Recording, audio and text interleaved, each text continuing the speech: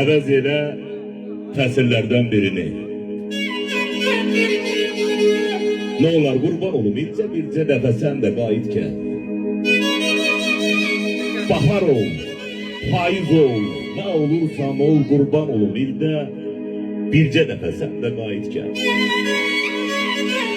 Axı qurban ol səninlə qış gələn günə,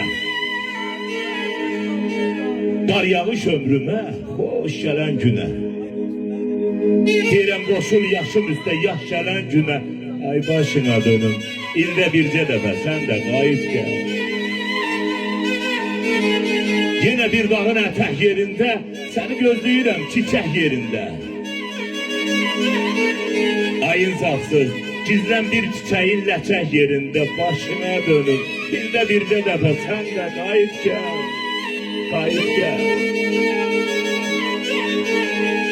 Dərdimi sinəmdə bitirən gün ol. Səni gözlərimdən itirən gün ol. Elə gedişini gətirən gün ol. Nə olar? İldə bircə dəfə sən də qayıt gəl. Gəldiyin adımı say bayram olsun. Gəldiyin o həftə ay bayram olsun. Nə olar mənə də bir dəfə toy bayram olsun. Qurban olduğum. İldə bircə dəfə sən də qayıt gəl. Sən də qayıt gəl. Bir sanki dağ bilərdin məni bir zaman. Dağ olmaz dumansız, sənsiz neyləyim. Axı mən ki istəmədim tarixdən aman, yaşasam dünyada sənsiz neyləyim. Hər yoldan ötənə tutmatan məni. Kövrəldi saçıma düşəndə məni. Nə qədər istəsən qınasan məni. Durmuşam önümdə dilsiz neyləyim. Neyləyim. Şairəm ömrümün bəzəyi sənsən. Eşqimin axırı əzəli sənsən. Dedim ay vəfasız, gözəllərin gözəli sənsən. Bax, sən də olmuşsan imansız, dinsiz, neyləyim. Axı neyləyim.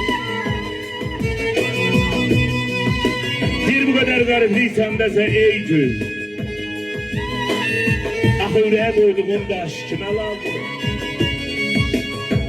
İzin ver aşıqın dərdin oxsun. Deyirəm, yastığa qoyduğum baş kimə lazım? İzin ver aşıqın dərdin oxsun. Duymadım eşkimin çiçək qoxsun. Qaçırdım gecəmin gözəl yuxsun. Gözümdən tökdüyün yaş kimə lazım? Bax, mənim qismətim özgəsi alır. Bu yazıq aşıqın dərddən qocalır.